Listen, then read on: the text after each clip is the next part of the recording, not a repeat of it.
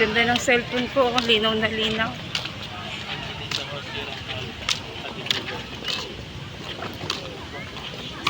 Saan ba tayo? Dito yatang daan. Diretso lang? Diretso lang.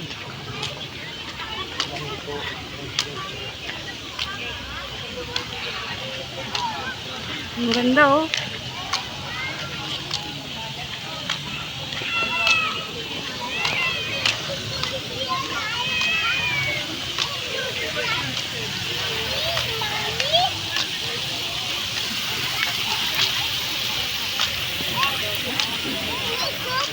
Lari-lari.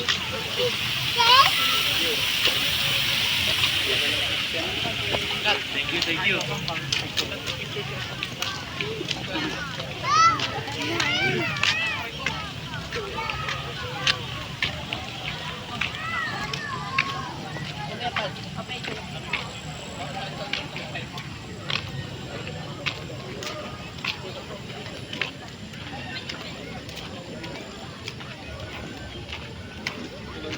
Pag sa GS parang kay Keto.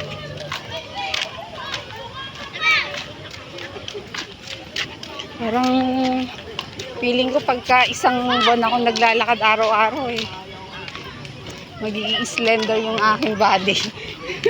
Slim. Kanya, 2 taon na ako. Nang bago mag-slim. Pero hindi naman tayo pares ng katawan. Ako naman, hindi naman ako mataba Hindi ba? Oo, hindi ako mataba. Tingnan mo nga yung body ko. Sexy ko. Ako na mga pag-isip. Ano ka ba? Libreng mangarap. Yeah, gusto mag-pizza sa mga. Hindi naman ako mataba Kita mo yung aking ang aking short.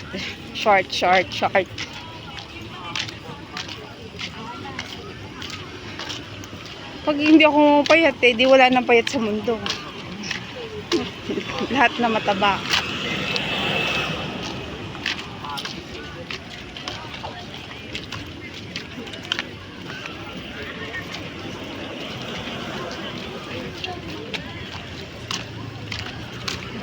Last year dito rin tayo dumaan. Tapos pumunta tayo doon. Parang babaksak na. Hindi, ibig sabihin, doon sa kabila, hindi tayo doon dumaan. Walang papa. Tapos pagdating doon, napakainit. Buti na lang, hindi ako nagdala ng jacket. Dapat naka-ano din ako, naka-crop top ako. Yung pang-sexy na damit. Wag! Yung kita pusod. Ang init Ano naman yung saan ko? Kaya nga, dapat nagsando na lang ako. Tagaktak na yung pawis ko kung lalakad pa.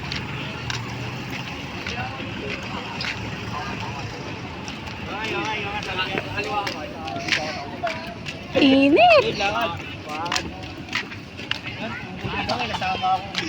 Gago pa daw yung baliw. Baliw. Wala na yung ito. Wala naman nagpunta May bayad kasi. Ay, alam mo naman ng mga Pilipino.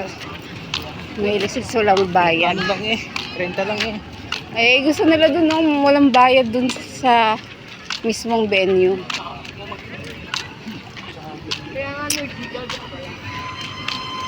Siyempre, ako din.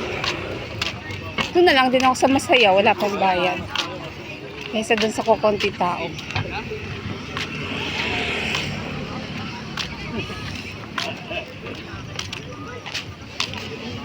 Grabe. Pagod na ako.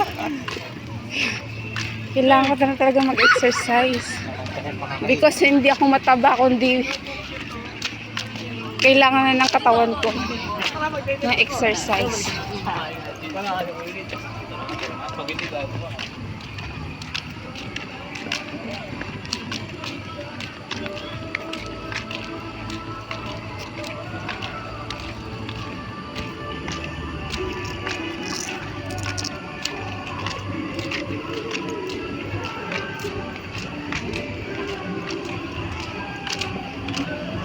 Parang ang lapit lang, no? Lapit na talaga. Straight lang kasi.